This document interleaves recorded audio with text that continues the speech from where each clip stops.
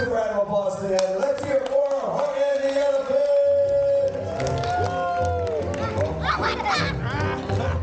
Look at that, Horton. Oh, amazing. Now, does our Horton have an elephant sound? Can you do it? Wow, how did he do that? Oh, I love it. So we have our mayor, we have our JoJo, we have our kangaroos, we have our jungle chameleons, we have our eagle, we have our Horton, and now we need our who's down in Whoville, okay? So like I said, the who's get into a little bit of trouble, and they start needing some help. And when they need help, they start calling out, and they do it all together. They say it nice and loud. They go, "We are here!" And they yell that 3 times. Let's try it together. You ready? And 1, 2, 3. We are here! Again! We are here! One more! We are here! Give yourselves a hand. That was really good. Nice job, family.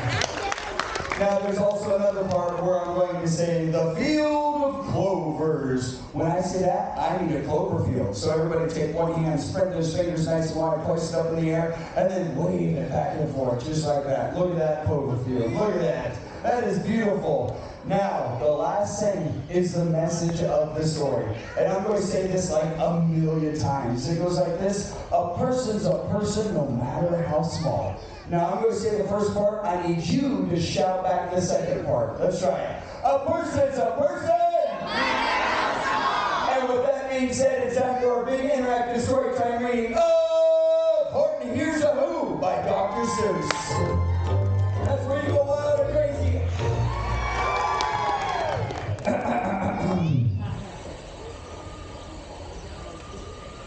Ooh, the jungle noises. On the 15th of May, in the jungle of Newell, in the heat of the day, in the cool of the pool, Horton was splashing, enjoying the jungle's great joys, when Horton the elephant heard a small noise. So Horton stopped splashing and looked towards the sound.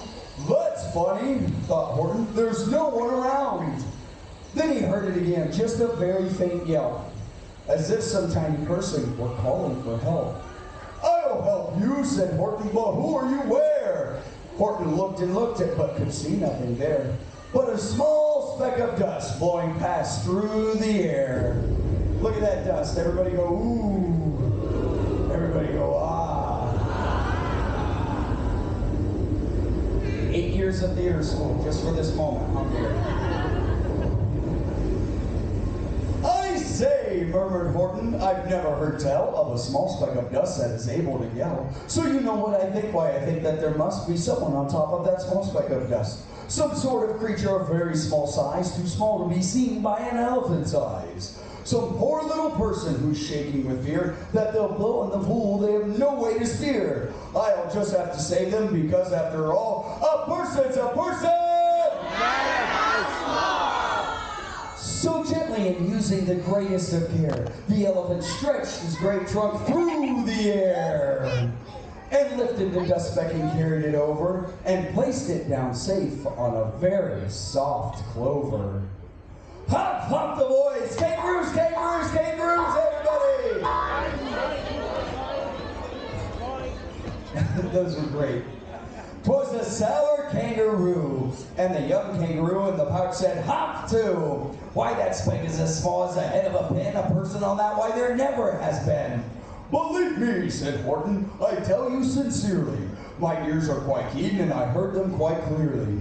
"I think you're a fool," laughed the sour kangaroo, and the young kangaroo in the pouch said, "Me too. You're the biggest playing fool in the jungle of Newell," and the kangaroos plunged in the cool of the pool. "What terrible splashing!" the elephant frowned. "I can't let my very small persons get drowned. I've got to protect them. I'm bigger than they." So Horton plucked up the clover and hustled away. Look at that hustle. Woo! "Should I put this speck down?" Horton thought with alarm. "If I do, these small persons may come to great harm. I can't put it down, and I won't after all. A person's a person! No matter how small!" Then Horton stopped walking. The speck voice was talking. The voice was so faint he could just barely hear it. "Speak up, please," said Horton, and he put his ear near it. My friend, came a voice. You're a very fine friend. You've helped all us folks on this dust bed no end. You've saved all our houses, our ceilings and floors. You've saved all our churches and grocery stores. You mean, Horton gasped, you have buildings there too? My town is called Whoville, for I am a Who, and we Whos are all thankful and grateful to you. And Horton called back to the mayor of the town, you're safe now, don't worry, I won't let you down. But just as he spoke to the mayor of the speck, the animal crew, the chameleons, climbed up Horton's neck. Chameleons, everybody! It's a lot faster than chameleon that time. You gotta run! A chameleon is coming for you. Get him! The chameleons came shouting, what rot? This elephant's talking to who's who are not. They snatched Horton's clover, they carried it off to a black-bottomed eagle named Flat-Flat-It-Caw. There's the eagle! Cuckoo!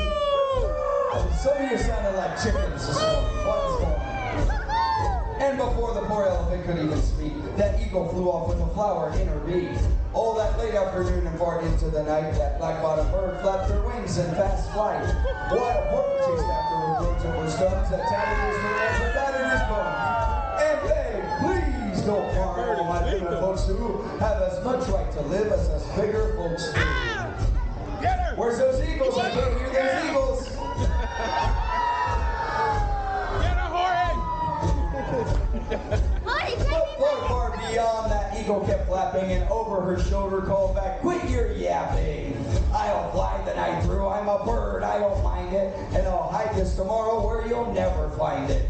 And at 6:56 the next morning she did it. It sure was a terrible place that she hid it. She let that small clover drop somewhere inside of a great patch of clovers, 100 miles wide. Find that, sneered the bird, but I think you will fail. And she left with the flip of her black-bottomed tail.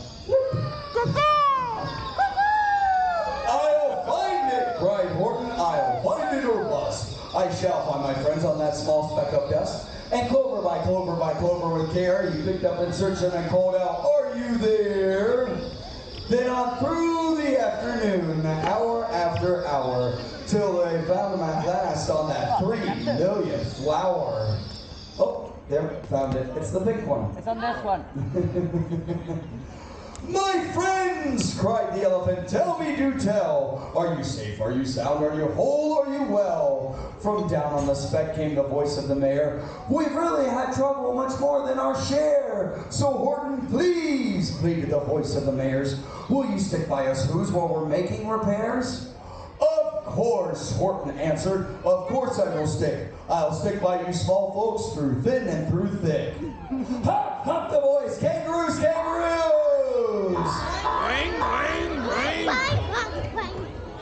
For almost 2 days, you've run wild and insisted on chatting with persons who've never existed. And I'm here to state, snapped the big kangaroo, that your silly, nonsensical game is all through. And the young kangaroo in the pouch said, me too.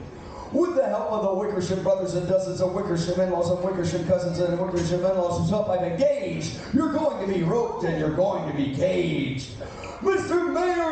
Mayor, Horton called, Mr. Mayor, you've got to prove now that you really are there. And the people cried loudly, they cried out in fear. Here's what we are here. You ready? Everybody, 1, 2, 3. We are here. Louder. We are here. Again. We are here. One more. We are here. Oh, the elephant smiled. That was clear as a bell. You kangaroo surely heard that very well. I heard no small voices, and you didn't either. And the young kangaroo in the pouch said, me neither. Let's go, they shouted, and caged the big boat, wrapped Horton up with 10 miles of rope.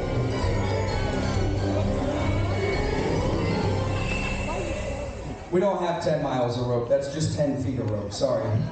Budget cuts. Horton fought back as they started to haul Horton into a cage, but managed to call to the mayor, don't give up, I believe in you all. A person's a person! mayor grabbed the tom-tom and started to smack it. And all over Whoville, they whooped up a racket. Whoop up a racket, whoop it, whoop it, whoop it. They rattled tin kettles and beat up brass cans with garbage pail tops and old cranberry cans.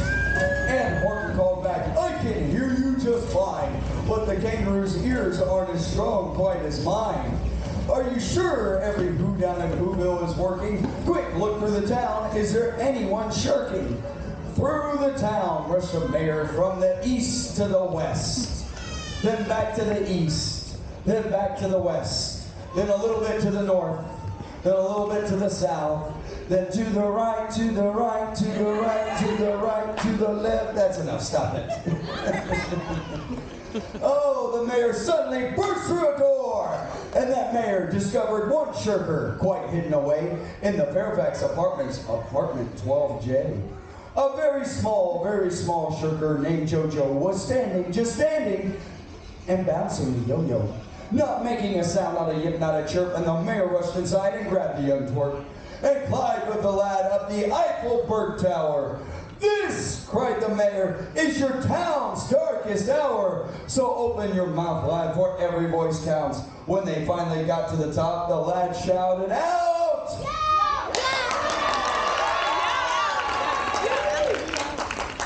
And that yacht, that one small extra yacht put it over. Finally, at last, from that speck on that clover, their voices were heard. They rang out clear and clean. And the elephant smiled. Do you see what I mean? Is Sam smiling? Oh, there he is. Okay, just make sure. They prove they are persons, no matter how small. And their whole world was saved by the smallest of all. How true, yes, how true, said the big kangaroo. And from now on, you know what I'm planning to do? From now on, I'm going to protect them with you. And the young kangaroo in the pouch said, me too. From sun in the summer, from rain when it's fallish, I'm going to protect them, no matter how smallish. How about a hand for our performers, everybody? All right, all my performers, I need you to take those hands, put them up, and take a big bow. One more time, hands up, and a big bow. All right. John, I need you to do me a favor. Step right over here, right in front of the stairs. Face everybody with a big smile, and then do me a favor. Take both hands, put them up in the air, and then take a big bow. Here goes John. Hands up, and take a big bow. Hands up one more time, and a big bow. You shout a big round of applause, everybody. Oh, we got the cat back, everybody. Cat, give me that high five. Now, Cat, they did an amazing job here this morning, didn't they, everybody? And give yourselves a big round of applause. Let's hear it for yourselves. Now, Carnival family, the Seuss shenanigans are not over yet. We still have our big Seuss breakfast that's going to be happening Monday morning and the last evening. Still a couple reservations left, so make sure you get that with your dining hostess to be able to grab it up. Or you're going to have a whole themed breakfast, and the characters even stop and visit here as well. We have more going on today. We have our big Fun Forward Fun Shore Show. We have all the fun in here this afternoon. Tonight's big showtime of 88 Keys with our piano man, Hayden. That's right, you're going to see the pavilion right on stage. That's right, it's going to be amazing. You haven't practiced it yet? Oh, don't worry, it's going to be a great show. Guys, we have a jam-packed seat. Get out there. An amazing one, and we'll see you around. Everybody say bye, Dustin! Bye, everybody! Let's go, Cat. We got him. Cat, we're going to go take the cat now.